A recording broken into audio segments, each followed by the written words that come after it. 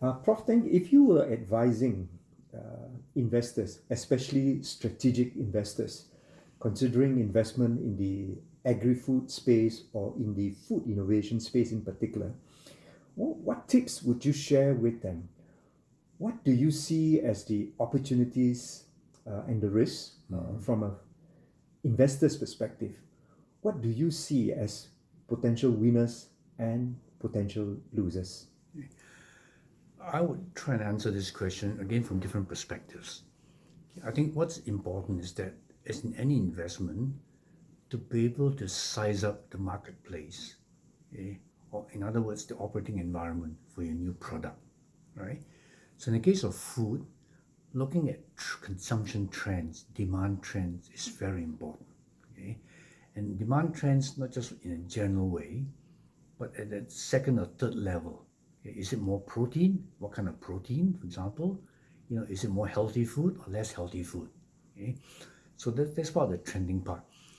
Now, it's also important, I think, strategically to identify areas of potential downtrends. For example, in production.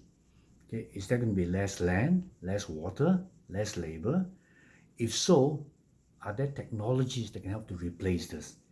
Because in food production, we talk a lot about labor productivity, also land productivity. Okay?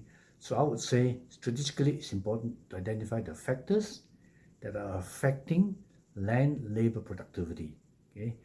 And linked to that, of course, is something called, economists know this very well, total factor productivity.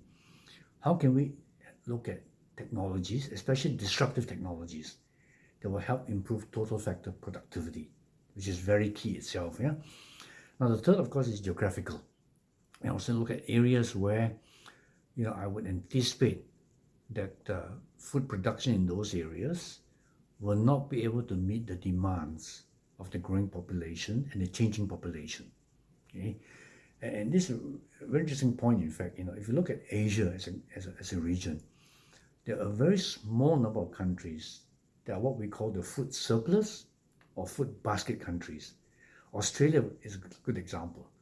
Australia has consistently been a net food exporter because it produces more than its small population can consume, right? So if one were to look at investments, would I invest in producing food in Australia, or would I go closer to source in a country that really needs the food, okay, and with important growing population? Yeah. So these are part of the geo-demographic considerations that I would put into place. Okay. And actually going back to basics is actually very important, I think. The basics are, what do consumers want, basically, right? And now we know that the urbanization phenomenon is so critical in Asia Pacific. Okay, what do urban consumers want? And as urban consumers increase their purchasing power, okay, what is their change in diet going to be like? Obviously, the first one is eating more protein, okay, which we have talked about I think previously. And what kind of animal protein?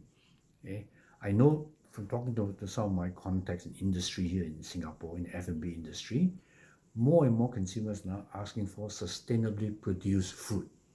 Okay, however that is defined, because there are so many different definitions of what is meant by sustainably produced food. But certain groups have risen up to meet the challenge. Rice, for example, there's something called the Sustainable Rice Platform, which has been subscribed to some of the big producers of rice, some of the big buyers of rice, traders of rice.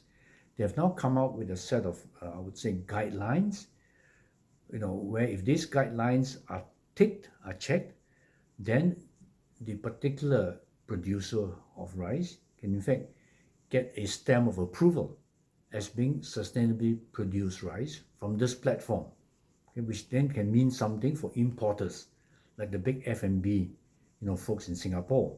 Okay, they can then be a bit more assured that their source of import, in fact, is from a sustainably produced source. They can then, as part of good corporate governance, and as part of the corporation's sustainability mantra, say that, hey, as part of our sustainability goal, we are now using only sustainably produced rice. To add on to that, yeah. So looking at what consumers want is actually very key. And this thing about sustainably produced food is emerging, as a more and more important and visible issue for companies. It's not just part of the sustainable reporting, but it's something that I think companies in the F&B business are being forced to deal with as part of their culture, okay, to contribute to worldwide sustainability.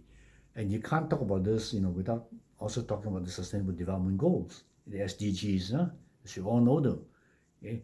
And almost every country in this region has pledged to try and comply with the SDGs as much as we can. All right.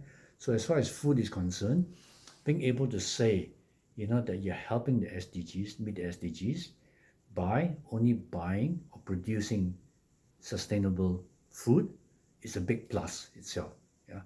So again, no single answer, but there's a whole list of issues that need to be considered going forward. In terms of a strategy for investment. But certainly I can say that the opportunities to invest, to help in the agri-food space are very, very big indeed. Okay? It's just the macro level data that shows that, right? The increase in the world population, the urbanization, the loss of productive capacity in terms of land and labor and water, all this will suggest on its own that there are areas to help us address those issues going forward. And the issues that we can't avoid. Basically, we need to, fundamentally produce more with less, basically, and with less pollution either.